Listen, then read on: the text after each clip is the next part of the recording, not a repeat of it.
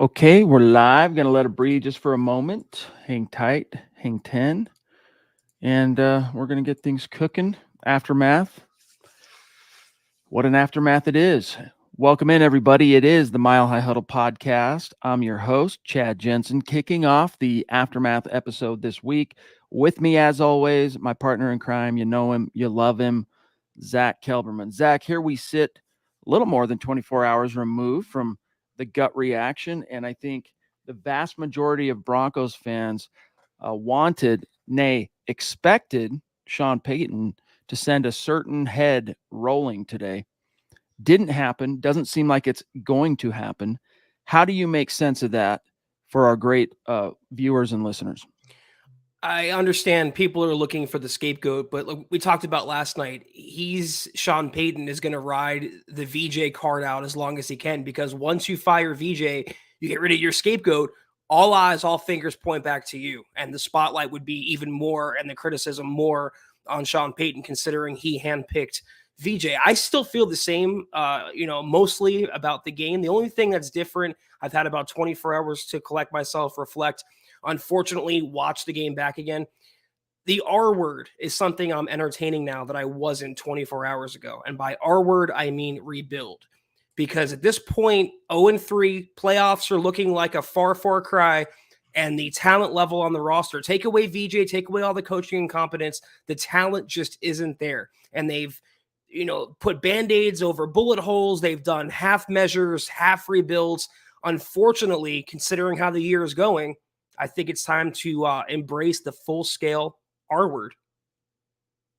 It's definitely not what fans want to hear 3 weeks into a season and just a few months removed from a Super Bowl winning head coach coming in and taking over. But unfortunately, and hey, it is still early. I'm going to throw that caveat here, okay, because it is still early. The probabilities are what they are. But we're only 6 months into Sean Payton. Fans were expecting this to be a thing this year. The fans were expecting the Broncos, to at least be that competitively relevant. Were fans expecting, New Orleans Saints circa 2009? No. Were they expecting 2013 Broncos? No. But at least competitive relevancy, and we're sitting here 3 weeks in, exact opposite of that. I don't think the Broncos are necessarily, Zach, in the best position to rebuild, like to just kick off a rebuild next year, because as it stands right now, they're over the cap by a wide margin in 2024. You cut Russell Wilson with or without him, you're eating it over the next couple of years, whatever it was. I don't have it off the top of my head, but it's something like $80 million, $80 million bucks. I think we'll know for sure on that front, Zach, as far as is Peyton's mind trending toward rebuild? If and when he sits down Russell Wilson and puts in Jarrett Stidham. If and when that happens, it's a clear signal that, okay, we're done. The Russ era is over. We're going to see what we have now, because we're definitely not doing this again next year. Well, the one way to get back under the cap, if you can swing it, would be to shed those bloated contracts. And when I say bloated contracts, I'm looking at not even just Russ, but Simmons, Bowles, Sutton. These are highly paid veterans that probably aren't in the Broncos' future plans. And you mentioned, even if the Broncos are in cap hell, that is part of a rebuild, unfortunately. You have to go through one sucky down year, bite the bullet, knowing that they'll be better the following year. But I think it's come time. They've avoided it. They've ducked it. They've changed coaches and GMs and players, schemes and everything. Nothing's working. And I think the stark reality is they have to blow it up and rebuild from the bottom up.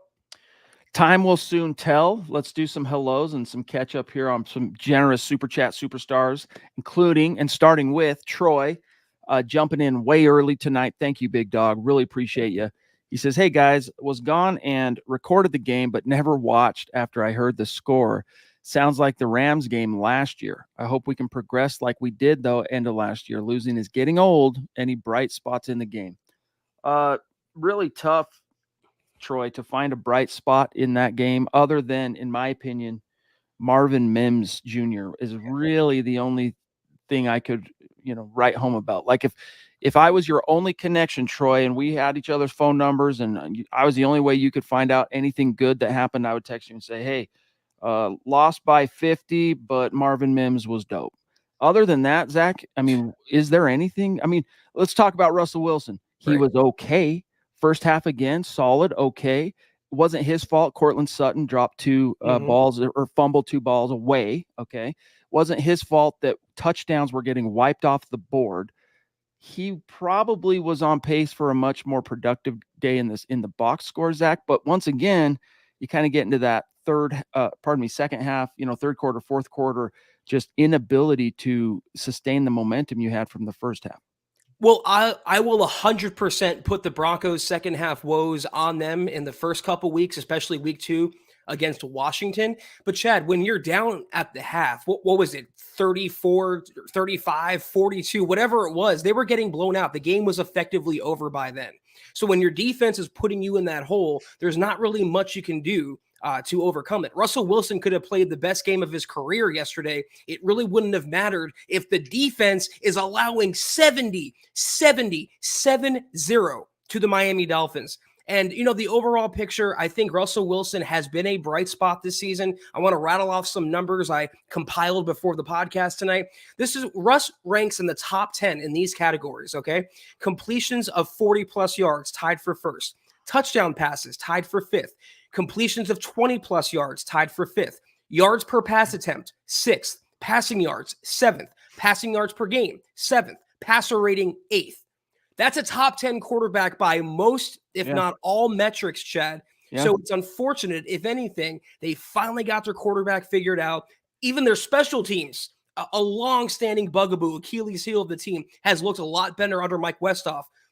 The sad part is those things have progressed in a year that the defense regressed.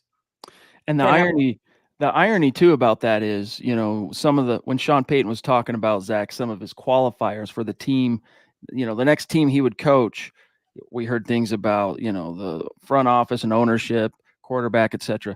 But one of the things that drew him to the Broncos was a good defense. It was a good defense. Yeah. If you're Sean Payton and you're an offensive-oriented guru on that side of the ball, hey, it's very attractive to see a defense that you feel like you don't necessarily have to divert too much of your attention and expertise away from to micromanage. But then you went and hired Vance Joseph and kind of made that a problem for yourself. And now here you are. So it's unfortunate. I mean, 10 touchdowns. If you miss the game, count yourself lucky. We're talking 1, 2, 3, 4, 5, 6, 7, 8, 9, 10, 11, 12, 13. So 13 true possessions, Zach, not counting the kneel down to end the first half. 10 touchdowns. The only ones that didn't end in a touchdown were downs that the Broncos got a fourth down stop. That was their only one defensive save, ability to save face, we'll say, saving grace. And then one punt on 13 true possessions. Everything else wasn't just field goals, Zach. It was touchdowns. And if you look at the plays, 9-play drive, touchdown, 11-play drive, touchdown, 6-play, 11-play, 9-play. I mean, it was just absolutely brutal. The Broncos, you couldn't even call them a turnstile because you do have to slow down at least a little bit to pass through. Rod TV, what's up, bro? So good to see you. Appreciate you jumping in with the super. He says, I've seen you guys criticized and others on the chat when Harris, Talib, and Emmanuel felt the way for feeling the way they felt about the direction of the team, losing and being mediocre. And yet 7 years later, we're still here, Elway and Joe. Yeah. I mean, hey, it's been a long time, dude. World of suck. What did Alex Singleton say after the game last night, Zach? He said we sucked. I mean, that 2 words that summed it up perfectly. I don't want to look too much in the past. Obviously, John Elway made his mistakes. Joe Ellis made their mistakes. But I wanted to add on to the point about the game yesterday.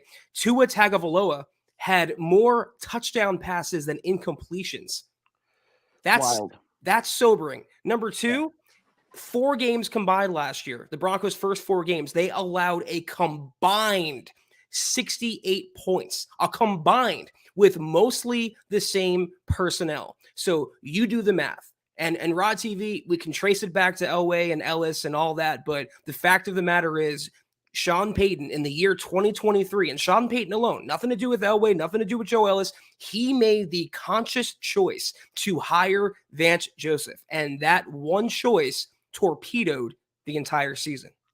Rod TV, thank you, buddy. The Lady D from the top rope. So good to see you, Deanna. Thank you, Dan. Really, really appreciate you helping us keep the lights on. She says, I'm so mad about VJ still having a job. As if the game wasn't bad enough, I feel the Walton Penner group in not firing VJ has just decided to tank. To me, that's not only disgusting, but sickening too. It's hard to, I don't necessarily think it's tank, like purposefully tank. It's, hey, what's the worst that could happen? We end up with a top 5 pick. I think, honestly, Zach talked about this last night in the immediate aftermath of the game on the gut reaction, kind of, if he doesn't get fired, why? Vance Joseph. And I think it's honestly the reason today, and that is pride, saving face. This early into his regime, Zach, Sean Payton, even though it's 0-3, he can't be perceived as the guy who's already second guessing. He can't be perceived as the guy who doesn't exude the perception that he knows exactly what he's doing. He might still end up having to fire Vance Joseph at some point after the season, depending on how it all plays out and the complexion thereof. But in order to save face, not just with internally with players and everything else, but like media, fans, just the whole thing, he's staying the course. And I hope it's not going to further blow up in the team's face, because it is, Zach, a little bit uncomfortable when you realize that this was a plausibly threatening defense last year with a first-time coordinator. I mean, think about it. When we look back on 2022's defense, as far as the key players, who was on that roster that's not today, at least from week 1? Bradley Chubb and Draymond Jones. Who else?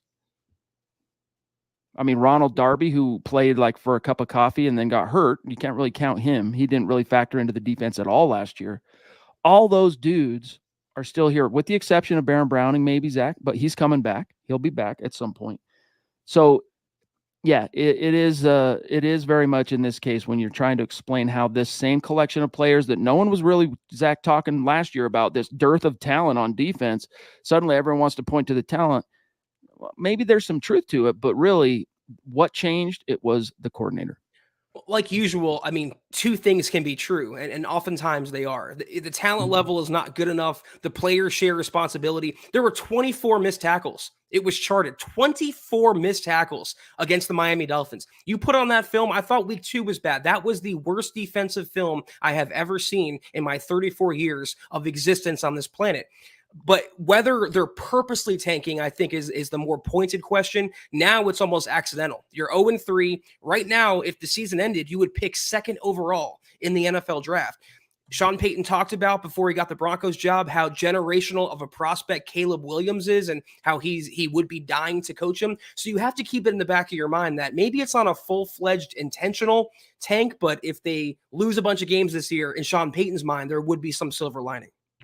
He was pissed. By the way, Mike, thank you. The Ronk in the house. You know how much we love and appreciate you, big dog. Sean Payton was, I mean, if this is not to excuse what happened yesterday, but if anyone thinks that Sean Payton was just A-okay with how things unfolded at Hard Rock Stadium, he was not, dude. He was embarrassed. He was looking like being at the podium last night, Zach, was the last thing on earth he wanted to be doing right now. He got to a point very early on in the presser to where he's snapping at reporters. What's the question? What's the question? I already answered that. What's the question? Where it's like, this dude is very displeased. Let's just put it that way. He did make one point here, Zach, that is kind of, I think, unfortunately getting lost in the shuffle a little bit. And that is, it's not as an excuse again, but it was, let's remember, the Dolphins are pretty dang good. Like, it's a really good offense. Okay. You pair that with a in over his head incompetent defensive coordinator and a group of players who, although they were playing well last year, are just in some kind of a funk, some kind of a schneid, right? They're slumping somehow, and it was a recipe for like the utmost disaster. The Dolphins are a good offense, absolutely, and they're playing good ball. They deserve credit for what they did yesterday, but a week prior to the Broncos game, the Patriots held the Dolphins to 24 points. I mean, so it's one thing if you lose the game to Miami. It's hard to play there. The Broncos never play well at 1 o'clock on the East Coast, yada, yada. But to lose in that fashion, to lose by 50 points, to allow 70, 24 missed tackles, 10 total touchdowns. I think it was the first time a team had 5 passing touchdowns and 5 rushing touchdowns in the same game. It is, I yes, mean, that is pathetic, Chad. There's no for way to sure. really justify that. They quit on their defensive coaches, namely Vance Joseph, and you can see it in the tape. You can see it in screenshots. There's a shot of on Twitter circulating Devon Achan, whatever his name is, sprinting toward the end zone. There's like 5 or 6 Broncos players just laying on the ground and watching him run by. If any picture summed up the 2016 to 2023 Broncos, it's that. And the sad part is it's only getting worse, not better. Doug, thank you, bro. So good to see you on Facebook. Really appreciate you, big dog. The Papa Bear, as he's known in his neck of the woods, David McElrath chiming in as well. Good evening, right back at you, my friend. So good to see you tonight. I'm glad to see many. I mean, everyone's pissed, everyone's upset about what happened, but I got to tell you, I'm glad to see everybody trying to keep their chin up on this and face what's happening. It's very encouraging, and I give you props. Brad, thank you, buddy. He says we need a full rebuild. Trade everyone. Try to get rid of as many contracts as possible, gather as many assets as you can, and we might be relevant in 4 or 5 years. Stop with the Band-Aid. I mean, Zach, if you would have said to me, I mean, the pragmatist would have maybe answered it differently, but like off the cuff, hey, thoughts of trading Patrick Surtain before week 3. I said, I would have been like very wishy-washy about even considering the notion. That you want to talk about guys who threw in the towel? Surtain was one of those guys. And I know this is taboo. When you cover a team, you're not supposed to talk like this. But there were guys who quit on this team in the game, all right? And you go back and watch the tape, it's quite evident, especially on defense, that, I mean, who didn't? Who did not basically just shrug and say, to heck with it, let's go through the motions, and only just intensifying what happened. Surtain was one of those guys, I'm sorry to tell you. Alex Singleton, really good sideline to sideline guy, chasing ball carriers when it comes to the run game and, underneath stuff. But if you have to ask him to cover in any way, shape, or form, you are screwed. Drew Sanders, as exciting as he is as a young guy, being thrown into that fire. I mean, you want to talk about welcome to the NFL rookie moment. Brutal. And not only was it a brutal situation, he was not equal to his task. He looked like a fish out of water. And the fact that he's still learning very much just the position of inside linebacker was quite evident. That was bad. Broncos need some depth there. I mean, seriously, I think Sanders can still go on to be a great player. It's not some kind of condemnation, Zach, on his overall career outlook.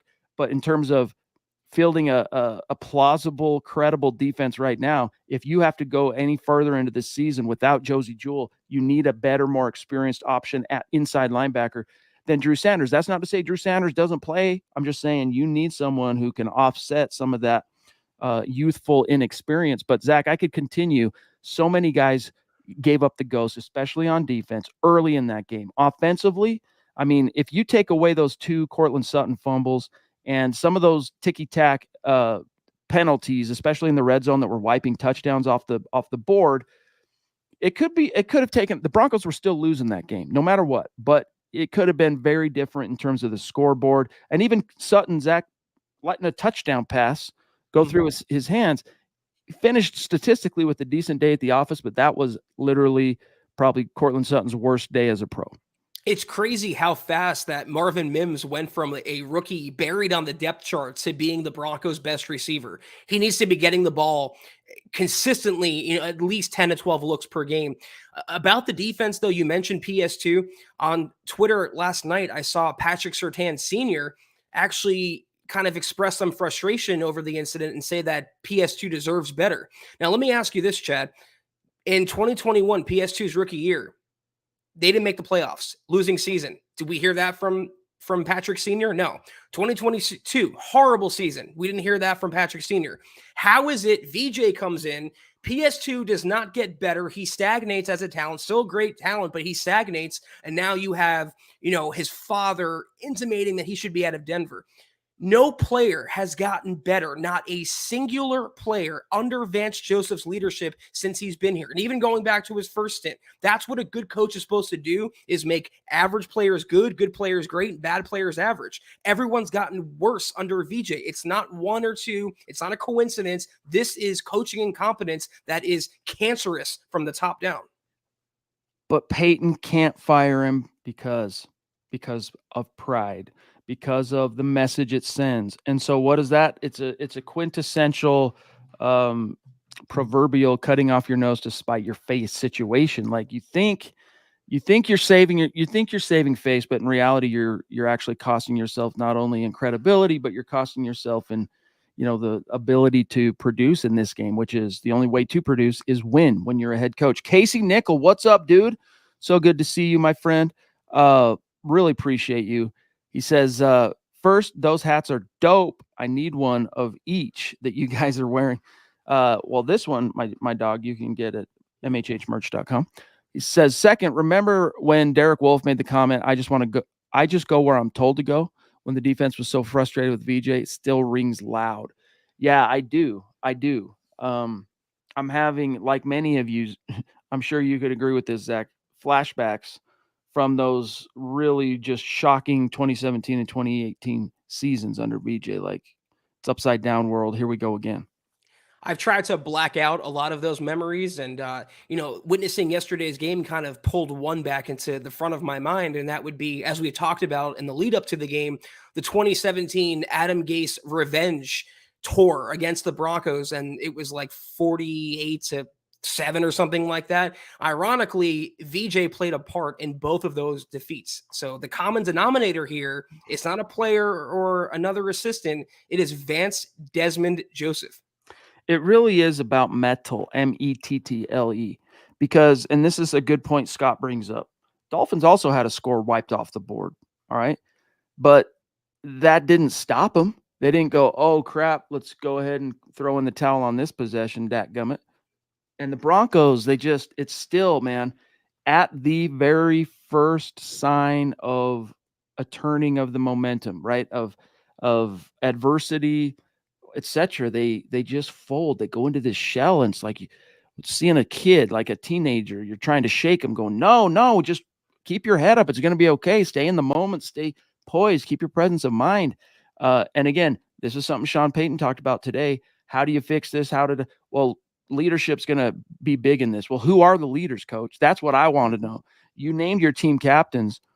Where are they in terms of leading the charge, keeping guys focused, keeping guys engaged, keeping the intensity levels up, etc.? The Duchess, what is up, Michaela? We love you. We appreciate you so much. She says, first time in NFL history, a team gave out 5 passing scores and 5 rushing scores. Do I need to say more? Worst loss in NFL history. It's up there. I mean, it's bad. It's bad. I think I've heard a few Broncos fans, Zach, say that Jamarcus Russell 59 whatever beat down back in the day was worse in terms of how it felt pride-wise, because not only was it the Raiders, but it was Jamarcus. I don't think anything really tops this, though. I got to be honest with you. It's not just the 70 points. It's the complexion. It's the calculus, how you got there. Right. As you just said, Michaela, 5 rushing scores, 7 passing scores.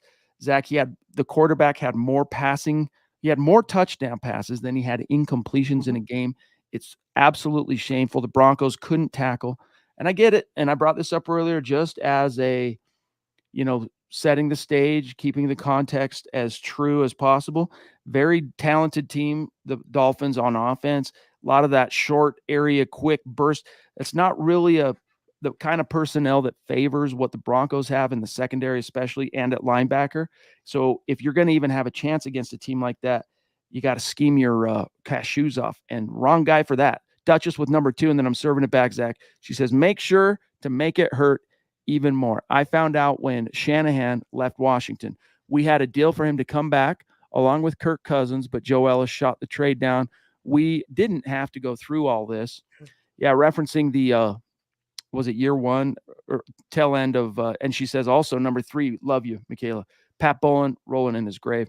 It was after the Vance Joseph first year. There was the report from Woody Page that yes, indeed, Joe Ellis shot down John Elway's plan to bring back Mike Shanahan.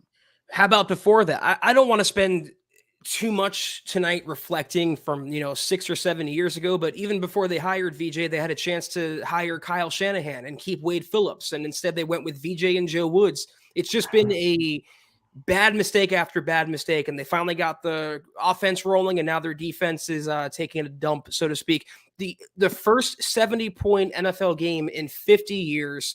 I mean, if you put on Madden and if the result is the same, your head coach in that game is getting fired. It's a fireable offense to allow 70 points, to put up 20 points in an NFL game, Chad, and still lose by 50. No words.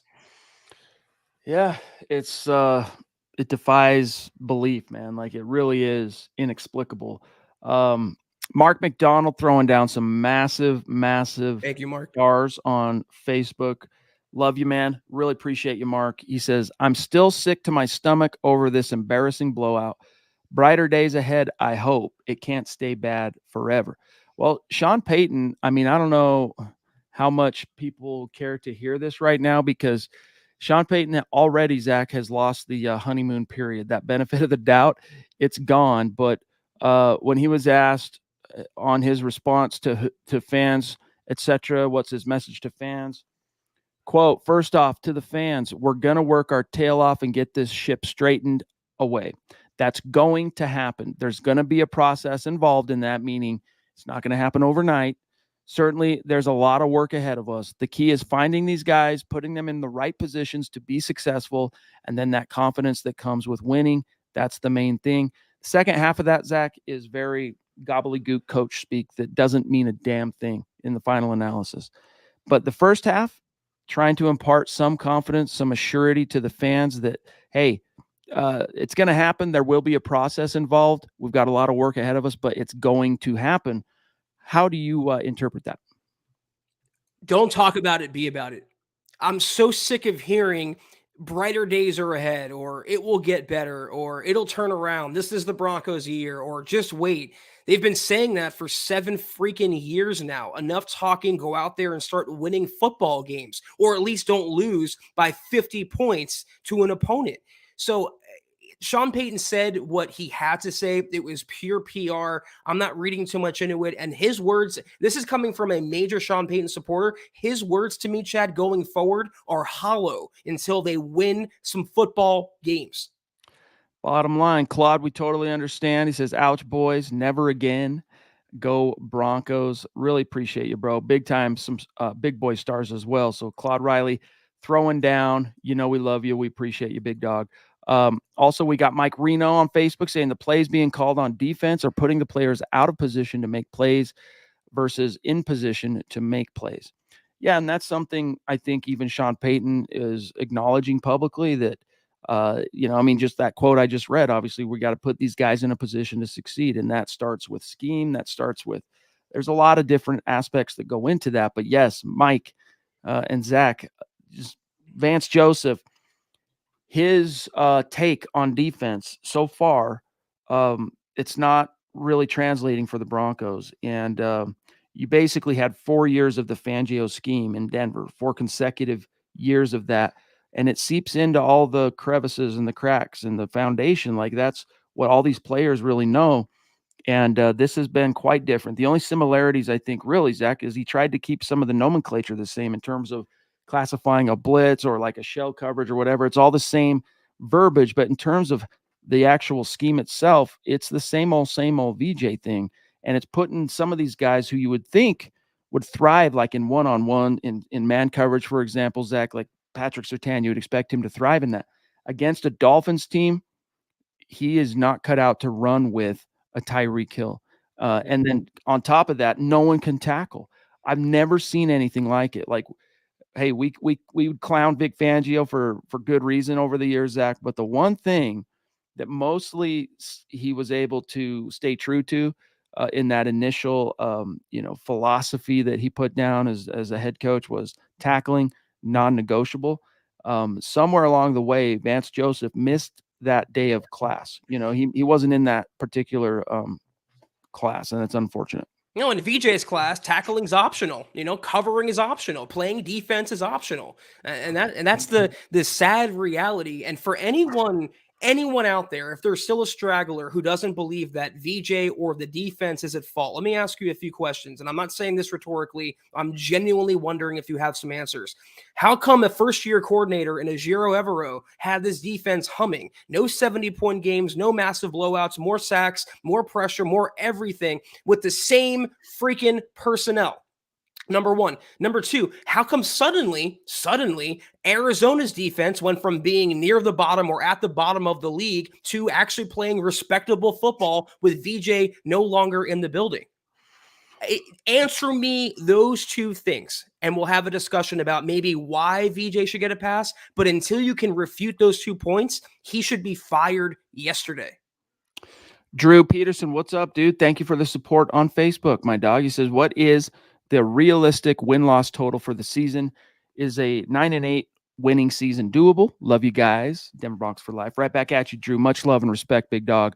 The way it's looking, honestly, I have a hard time right now, and again, I'm trying to stay optimistic, but based on what I've seen through 3 games, Zach, I think if you can get to 6 wins, that would be, wow. You won 6 games. Think about it, guys. You're 3 weeks in, you've got 0.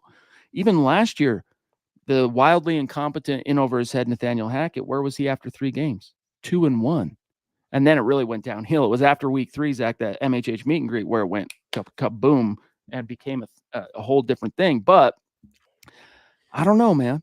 Anything's possible. Weird things happen. There's always exceptions that prove the rule and, all of that. But based on the law of averages, based on probabilities, I think your best case scenario would probably be something like 6 wins, unless there's some absolutely shocking, reversal of course here. I think, though, Chad, you kind of just indirectly proved my previous point. How come Hackett, as bad of a coach as he is, was able to go 2-1? And how come Sean Payton is 0-3?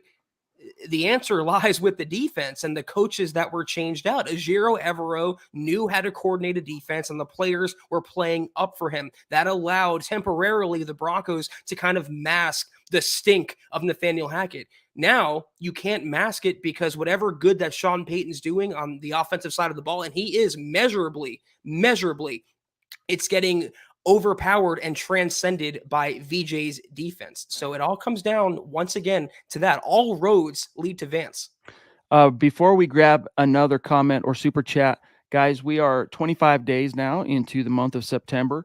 It's been a few days since we've done an update on the super chat raffle contest on YouTube. So let's take care of that business real quick.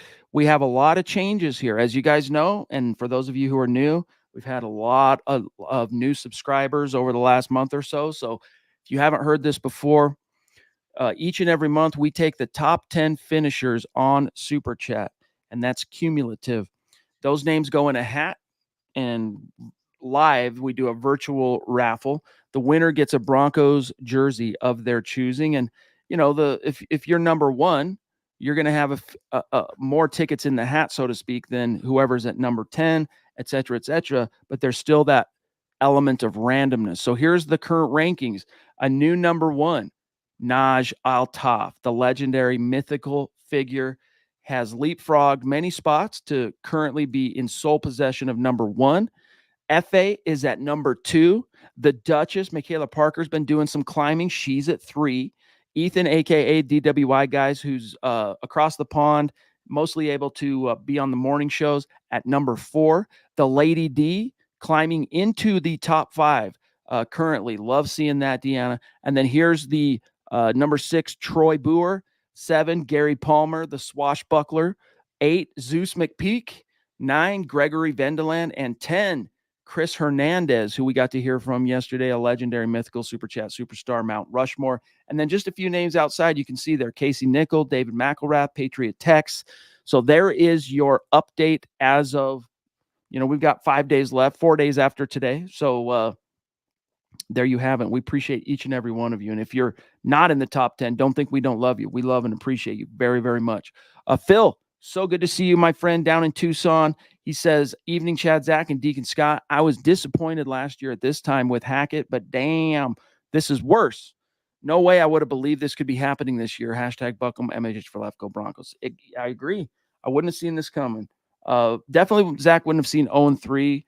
But if there was even a part of me that could have seen 0-3, then I would never have guessed a 70 burger. You relinquish a 70 burger, and it's not a video game. It's not an alternate reality. And then I'm gonna grab Tom and serve it over to you. Tom, love you, bro. He says, guys, cut or trade Simmons, Sutton, Jones, Gregory, Bowles, Patrick, and Jewell by next year. That would clear over 80 million with little to no dead money.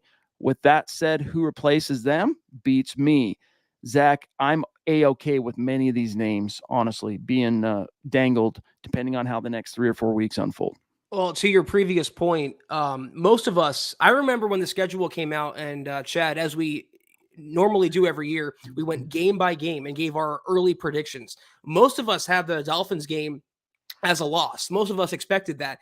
What we didn't expect or assume was that they would start 0-2 before that Miami game. They could afford to lose against Miami if they were 2-0 at that point, or even 1-1. But that was the problem. You lost to the Raiders at home. You lost to the Commanders at home. 2 beatable teams, quite frankly, that you should have beaten, and you didn't. So that's why not only did you start 0-3, you started it with a 50-point loss in your last game. But to Tom's question here, I'll go blow by blow. I'm cool getting rid of Simmons, Sutton, Jones, Gregory. But I think I'm cool with all of them. Patrick is the only one I was kind of apprehensive about, but I don't know how much he has left to offer coming off the ACL and an Achilles. Like I said, he might be talking about Surtain. I'm not sure, but I mean, Patrick, you're not getting anything for him anyways. So, I mean, you might cut him. As he said, I guess, though, cut. Yeah, okay, my bad. If it's Surtain, unless you get 2 first-round picks at least, I'm not entertaining the possibility. You need some sort of bedrock to lean on, Chad. On offense, you have Marvin Mims.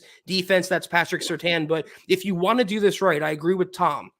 You're going to have to go through a little bit of cap hell. If you want to rebuild properly, you have to shed the bloated contracts. And I fully support them starting with these players. Simmons, I'm definitely up for it. Sutton, yes. Jones, for sure.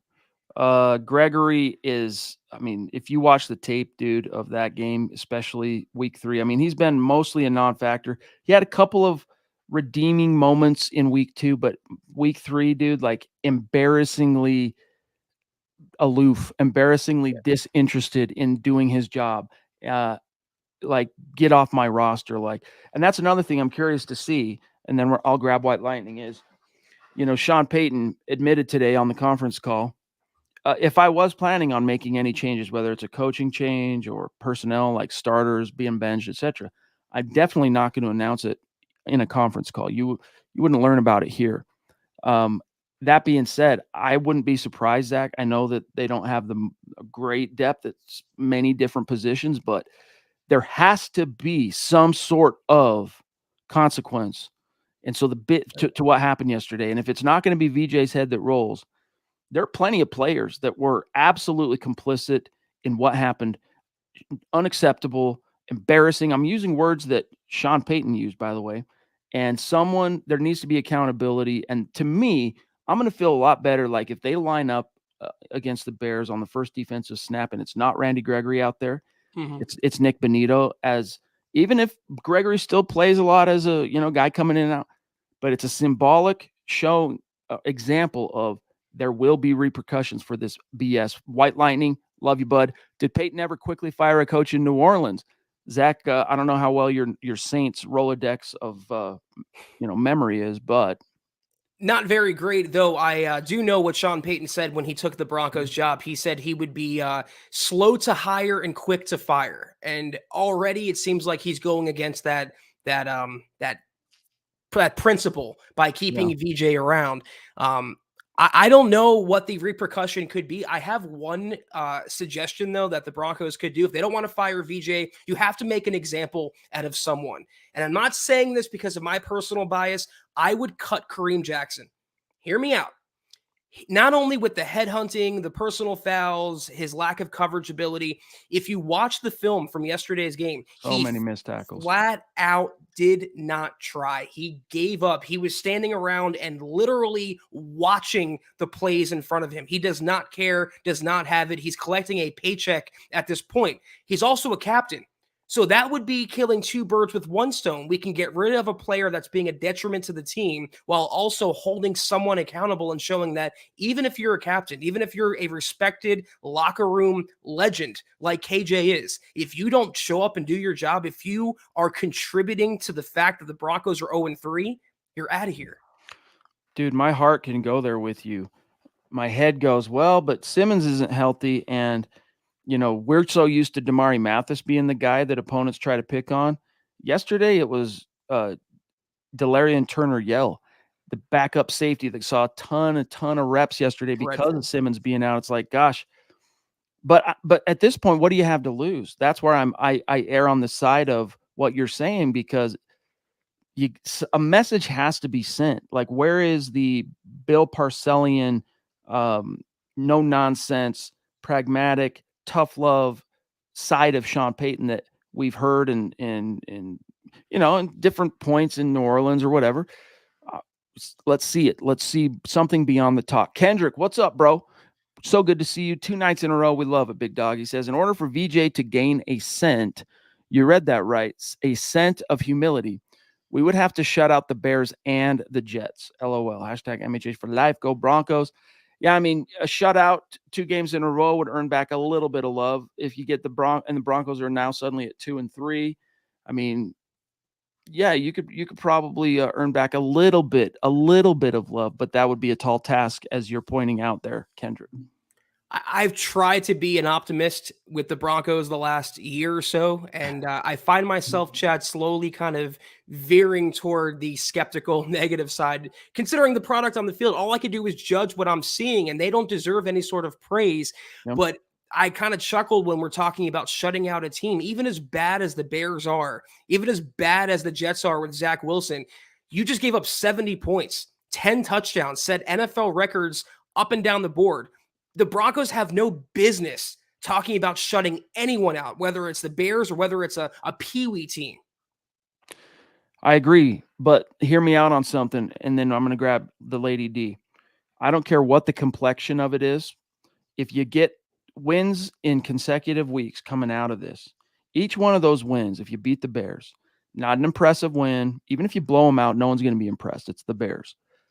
But it's a win, and it starts building a little confidence in the whole operation, on the players individually, collectively. You go out and you win that next game, you beat the Jets. All of a sudden, guys are believing a little bit more, and it's a tide that can raise ships and allow players to gain back the confidence, because confidence is what allows players to actually perform beyond their capabilities. It's not just meeting their capabilities or playing at their capabilities. Having kind of a swagger and a confidence that is a little outsized of your actual ability, believe it or not, it does allow you to perform at levels that you wouldn't necessarily think you could. So that's what a couple of wins like this back to back, it could buy back some of that for them and put them in a stronger position moving forward. But these are big ifs and buts. I mean, we know this saying, if ifs and buts were candy and nuts, we all would have a Merry Christmas, or we all would have a 3-0 Broncos. Lady D, love you. Number 2 tonight, she says, from the top rope. Thank you, Deanna, so much. Keeping VJ gives Coach Sean Payton a scapegoat. I'm with Zach. I'm sick of the excuses. Evero was a true defensive coach. VJ isn't. That's the difference. Bring in anyone, and our defensive players would have a turnaround. Still love you guys. We love you too. We're looking forward to seeing you in less than a month. But Zach, there are some options, John Pagano's still in town. He could step in. He's got experience calling plays. He knows a lot of the personnel from his short time here. There are guys out there you could bring in. You could call Wade Phillips and pay a king's ransom. You could call Rex Ryan and pay a king's ransom and say, it's not ideal. I know you don't get to do your install, but especially in the case of Wade Phillips, I know this is not going to happen, guys. So please don't get your hopes up, but just for the sake of our conversation, and then we're rapid fire because we're getting long here. But at least in the case of Wade Phillips, this is basically his scheme. So he could come in and take over right away. He learned some of the nomenclature changes, some of the verbiage they changed, and they probably would be okay. But you'd have to throw a boatload of money at that dude to take on a mess like that, and then also to just come back to the NFL. Well, what are you doing Sunday, Chad? You free by any chance? Yeah, put Jensen on the mic. You Give me the headset. you literally cannot be worse. I mean, I could pick a random person off the street, say, hey, you come over here and coordinate the Broncos defense. They wouldn't allow 70 and 10 touchdowns. So you can look internally. You have Christian Parker, Marcus Dixon, Greg Minuski, Joe Vitt. You mentioned Pagano.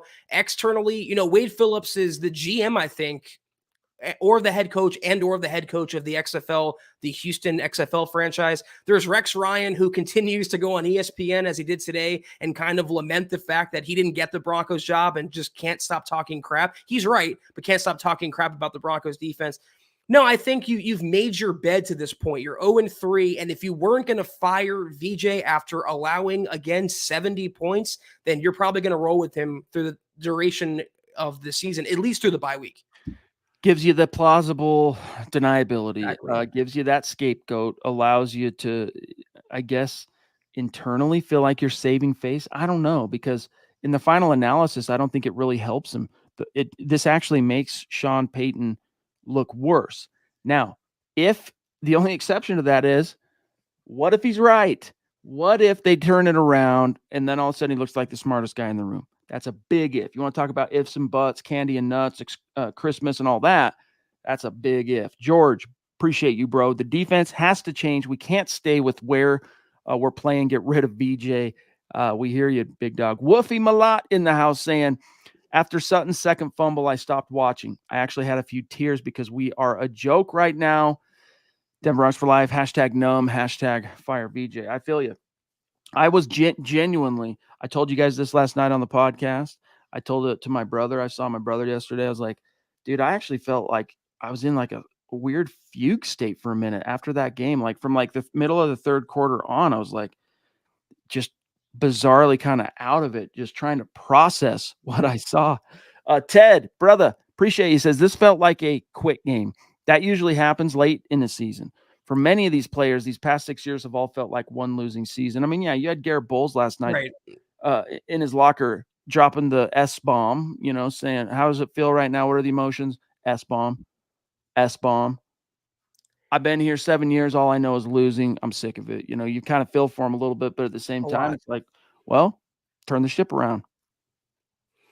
Yeah, I mean, I've never been the biggest fan of Garrett Bowles, the player. I think that's made pretty apparent over the course of 6 years, but I've been a big fan of Garrett Bowles, the human. And Garrett Bowles, the human, came out in that post-game news conference, whatever it was, by his locker, and he just looked completely broken. I mean, beyond recognition. You see why the players are starting to fracture. You see what can happen when you have coaching rot. It's nothing new to the Broncos. They've had coaching rot for 7 years, but it's reached a point of critical mass now when even offensive players, the offense isn't the problem, yet they're the ones still feeling it the most. And it's fans like Woofy and Michaela and Deanna and everyone, Silent One, each and every one of you. I am angry for you guys. I am sad and dejected for you guys. You deserve so much better being, I think, the best fans in the whole world. Silent One with a direct question for Zach. Appreciate you, Silent One. Zach, who was the defensive coordinator when Baker and the lowly Rams put up 50-something on Christmas Day last year? How many players were on IR by that point? And how many times was the defense being sent back onto the field because the offense couldn't do anything? I understand that game was a stinker, but you're allowed once in a while to have a bad game, especially when you're a first-year coordinator, especially when your offense is doing you no favors, and especially when you lost half of your talent to the injured list. So Ejiro Evero was far from perfect, but when you compare him to Vance Joseph, it's comparing like Bill Belichick and your local YMCA coach. There's no contest whatsoever. Money Moore, good to see you again tonight, brother. 2 nights in a row. We love it. He says, every time I think it'll get better, it's worse. I know, dude. I know. Kyle Evans, appreciate you, Kyle. Me and my coworker were talking. If Vance Joseph didn't get fired today, they're tanking for Caleb Williams, I think. What are your thoughts? I think that's kind of the fallback. What's the worst? Hey, coach gets back on the flight last night from Miami, right? The team arrives today, probably a meeting at some point with the Walton Penners. one of his messages of, hey, we're staying the course. Yeah, it was embarrassing, blah, blah, blah. No, I'm not going to fire VJ. We're going to really work to get this fixed. I'm going to stay true to my vision, why I hired VJ. We're going to da da da. But, what's the worst that could happen, guys? I'm here for the long haul. We're here to turn this into a full-time turnaround where the Broncos are officially 100% back. So what's the worst that could happen? We get Caleb Williams. So trust in me for now. Something to that effect, Zach, I could see being floated, but I don't think it's the reason. I don't think tanking is why this is happening. That's not the objective per se. That's makes it even more scary, Zach, is they're actually trying to go out there and win, and look what's happening. Yeah, exactly. They just suck. That's the cold hard truth to it. They're not even trying to lose. They're just losing while giving their best effort. But tanking, after Sean Payton decided not to fire VJ, I got a lot of response on Twitter saying tank in progress, tank confirmed. So I asked directly, I said, do you guys genuinely believe, those in Broncos country, that the team is tanking 2023? And I was shocked at how many yeses I got, that people truly honestly believe the Broncos are intentionally trying to lose games in order to lock down their draft position. I don't think it's intentional, though now I think they kind of backed into a tank. They're 0-3. Again, they hold the second overall pick. And you talked about, Chad, winning 6 or 7 games or whatever. All that's going to do is set you back in the future even more, because you're not going to make the playoffs. It's not good enough by any objective data point. And you're taking yourself out of a top 5, top 10 pick. So it's either you make the play, you win 10 games, or you lose 14, 13 games. There's really no in between. And now that you're 0-3, the playoffs are looking like just the biggest fantasy imaginable. Again, maybe Sean Payton has an ulterior motive. Maybe he's playing chess when everyone else is playing checkers.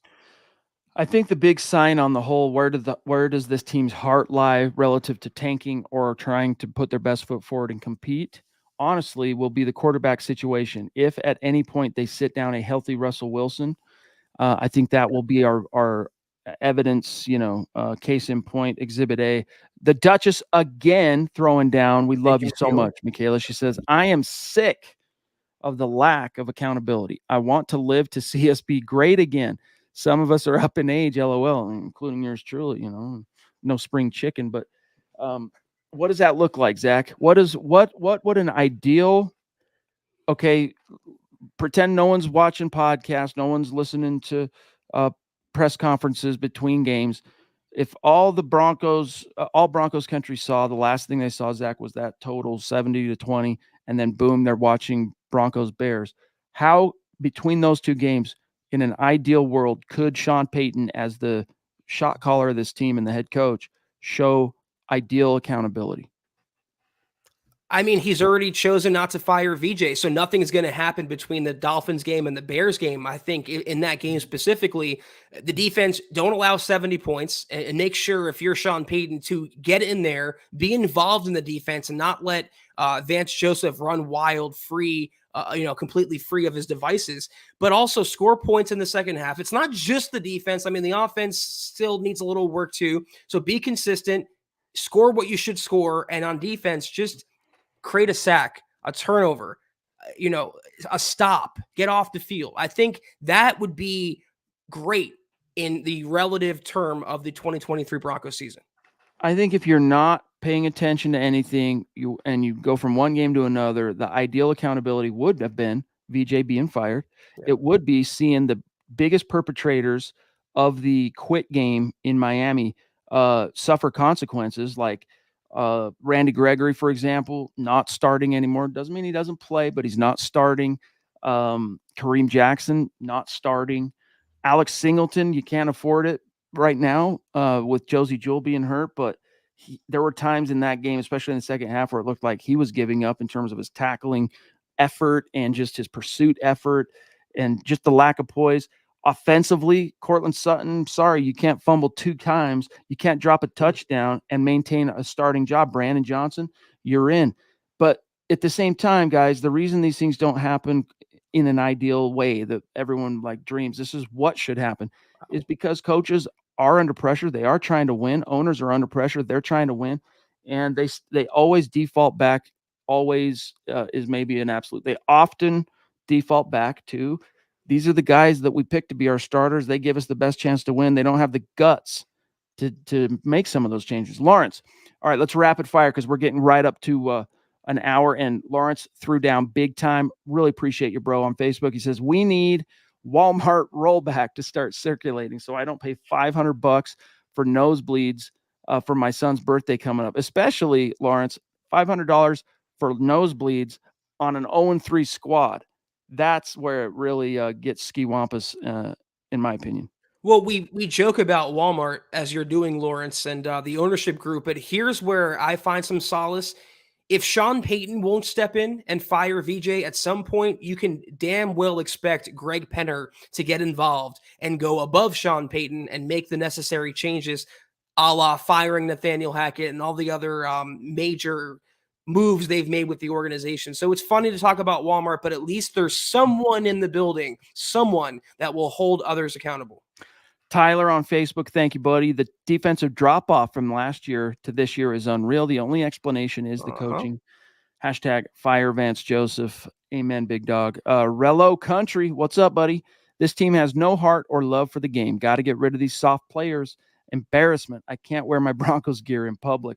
Yeah, it's especially tough. I mean, 0-3, it's like, hey, but when it's 0-3 on the heels of a 70 burger and a 50-point margin, I understand that. I really do understand that. Lady D, wow. Whoa, holy smokes.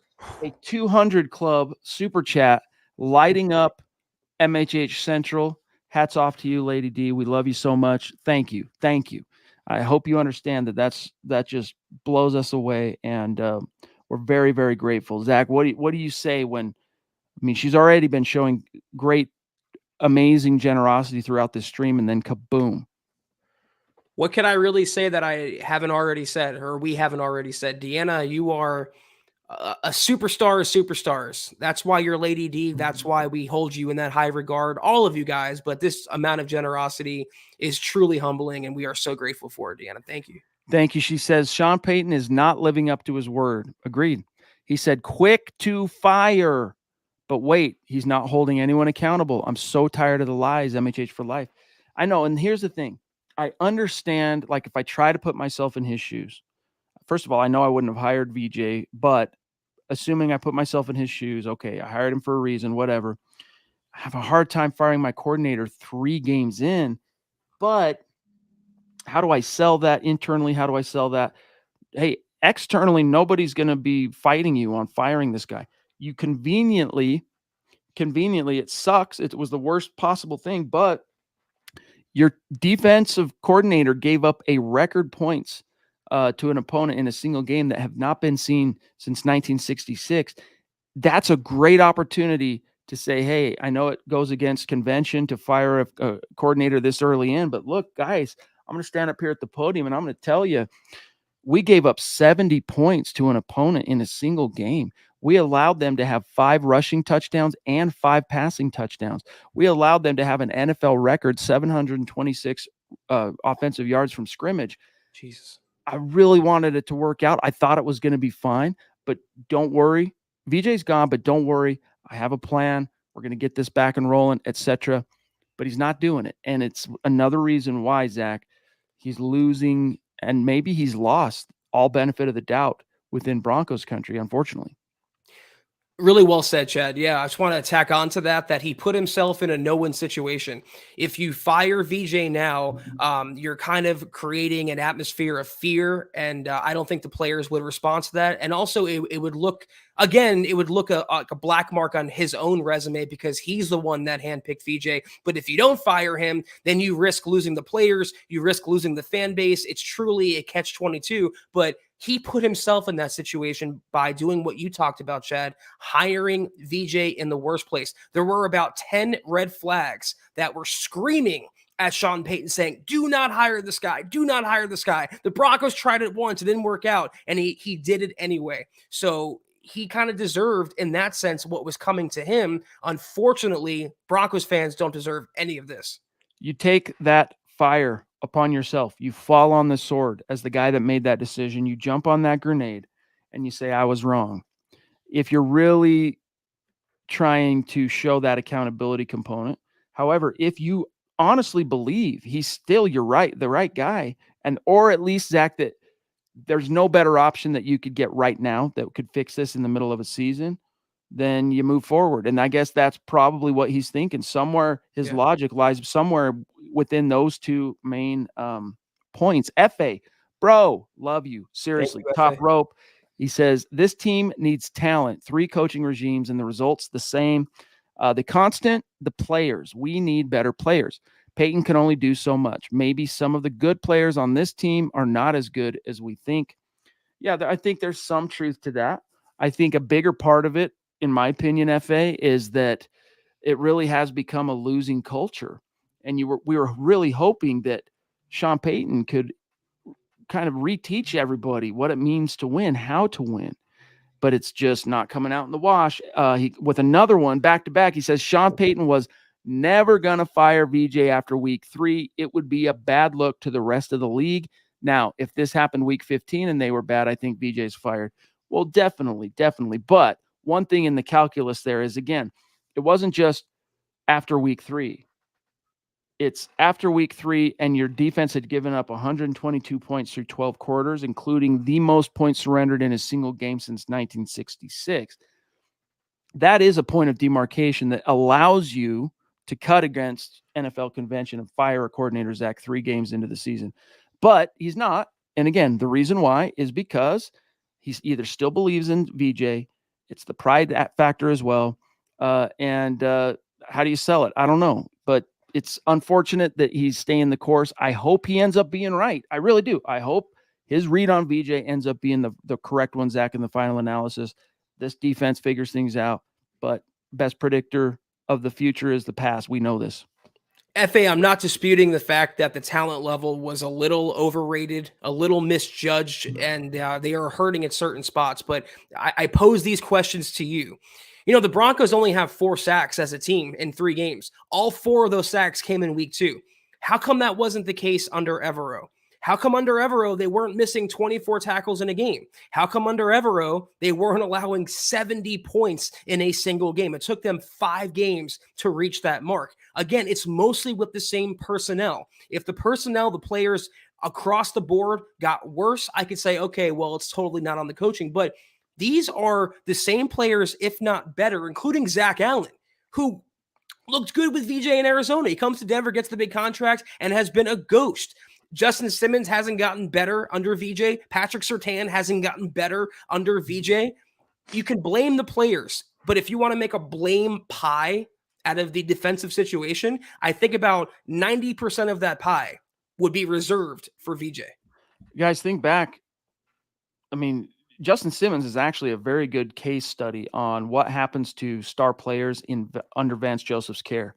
Honestly, put a pin in that for a second. AC, don't believe we'll go full rebuild or tank mode. Rose tinted glasses say after getting injured players back, we should be better.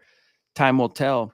Yeah, but who's coming back of the guys that are hurt? Who's coming back that's going to forestall additional losses? Who's going to make it so that your offense stays productive through 4 quarters, not just 1 and 2? That's coming back going to suddenly make the defense start tackling again? Like, I get what you're trying to say, but in this particular case, AC, I'm not sure there's anyone waiting in the wings on IR or who's banged up, pup list, etc., who's really game changing this. There's no changing of the game from anyone waiting in the wings, unfortunately, this time, Zach. Yeah, if you think Baron Browning is going to come off the injured list and suddenly turn the defense around, you are sadly mistaken. I mean, everyone has been on a milk carton under VJ, and unfortunately, when Baron does come back, he'll be joining them, in absentia, Chad, so to speak. All right, guys, we're out of time, so Scott's going to run. We're going to do a rapid fire, make sure we get to everybody. Doug Smith, thank you, bro. Good to see you again 2 days in a row. Why do fans say tank for a QB? This offense is with the top in the league. Give Vance the blame he needs. Sean Payton knew a serviceable defense was all he needed. Vance performed worse than imaginable. Very fair points. We didn't. We all imagined he'd be that bad. Sean Payton, Chad, is the only one who apparently did not imagine VJ being as bad as he's been in every stop of his career. Miami, Denver, and Arizona. Cody Dub, add all the games of last year we lost by a total Okay, let me get this into. Add all the games of last year, we lost by a total of 96 points. Rams being 37 of those 96 points. We lost by 50 in one game. That's BS. Hashtag fire Vance Joseph. Feel you, dude. PJ Rivas, 2 dates in a row. Awesome, bro. He says, much love, guys. I hope we're all doing better. Question: have you guys thought about a collaboration with another Broncos podcast? Go Broncos. No, haven't. Zach, have you thought about it? Nope. Yeah. Thank you for the super chat, bro. Tom Lackhoff, what's up again, bro? He says, gave up 35 to Washington, and they only scored 3 points this week, and Sam threw 4 picks, I believe. Shows you how bad our defense truly is. Yeah, he looked like Joe Montana in week 2, and then right back down to earth as a guy in his whatever it was, 4th start this past Sunday. Feel you on that, Tom. Heckman, 2 days in a row. Love it. Thank you, Kyle. He says, I count 10 franchise quarterbacks drafted since this era of suck began. It's not like the old guard still runs the NFL. A third of the NFL has a new franchise quarterback. It's time to start investing top 10 picks in QBs. Can't do that when you have no first round picks like the Broncos last couple of years. Scott wanted to jump in. He's like, he says, well, to be fair, we have about 5 podcasts on MHH, and we always, yeah, that's true. That's the thing to keep in mind is we're not being dismissive. It's just we're very busy and we have a lot going on, and we have a very diverse voice when it comes to MHH, all the different pods, there's some people might not like Zach or myself or us together, but they love Scott and Nick in the mornings. And you can say that for any different combination of what we do. Woofy, brother, thank you again. Number 2 tonight saying Payton needs to go scorched earth on VJ. And if we lose to the Bears, I think VJ will be fired. Love you guys. MHH for life. Hey, dude, we've reached that point where we're beyond the pale now. So anything goes. Nothing will surprise me. Eric Weber, what's up, Priest? And Broncos country was so beyond pissed at yesterday's showing, and I'm still bent for the last 7 years of abject failure. Just saw Colin Cowherd talk about how many of these currently successful coaches didn't get to a winning plane until year 2 or 3. Got to hang tough, I guess. MHH and Broncos for life. I mean, yeah. I think year 1, Sean Payton lost his first 3 games with the Saints. I was looking at it the other day. It's just Broncos fans after 7 years, they don't want to hear that. They expected some results when you have a franchise quarterback, when you have a all-pro corner, and you have so many of the pieces. Why isn't it coming together? That's what Broncos fans are thinking. We're helping you to make sense of that. Thank you, Claude, on these podcasts every night. But that's the overarching thought process that the thought that Broncos fans are having, Zach. Yeah, I mean, I can't speak for his entire Saints tenure. I wasn't covering them, but he didn't have VJ as his coordinator, and he didn't lose. I'm assuming, I don't know for a fact, but those first 2 games of the year stick in my craw. 2 beatable opponents at home. You should have won both games and you lost. I'm not comparing Sean Payton of the past. I'm focusing on Sean Payton of the present. Indeed. Mike, we love you. The Ronk, really, really appreciate you, big dog.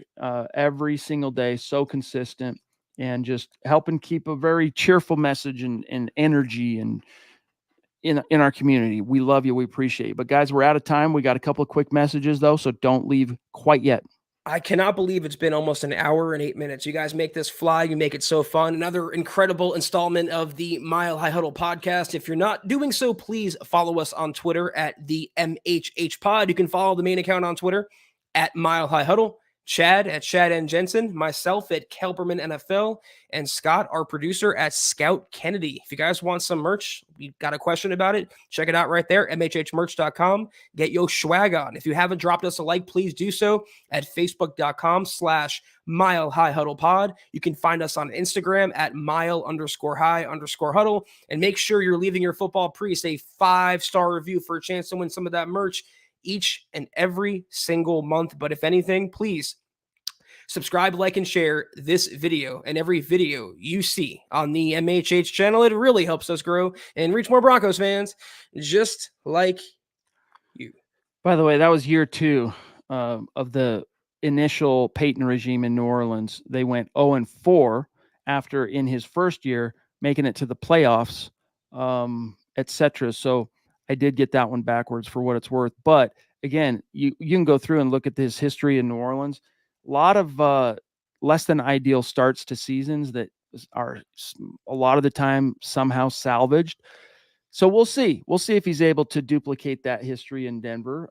But time will tell. Tom, thank you, bro. All this talk about Caleb Williams, he might stay. All this talk about tanking for Caleb Williams, he might stay for the nil earnings. NIL. Right, the NIL earnings. Yes, very true. Here's what Scott says about that. I did some math on NIL. Bryce Young got a $25 million signing bonus. I think that still beats NIL. All right, guys, got to go. Shout out to these great Super Chat superstars tonight throwing down. Michaela, Deanna. Let me get to the beginning here. Michaela, Deanna. Flazify. I didn't see Flazify. That's weird. Another one not showing up. Said, realistically, looking at the schedule, none of the games I would mark as wins, even New York or Chicago. I think tanking or talking about Caleb Williams or Drake May should start to be a real conversation. Thank you, Flazify. Troy, Rod TV, David, Brad, Casey, Tom, White Lightning, Kendrick, Woofy, Ted, Money Moore, Kyle, Rello, AC, Silent One, Doug Smith, Cody Dubb, PJ, let's see, Kyle Heckman as well. And then on Facebook, it's doing the stupid thing again where it's not showing me on Facebook. Phil, Mike, Mark, I'm going off the top of my head here. Lawrence, much love and respect. If I missed you, forgive us. Facebook's being lame right now. So love you. Keep your chin up, gang. We'll be back Thursday. Can't wait. See you Thursday night. Have a great start to your week. Take care. And as always, go Broncos.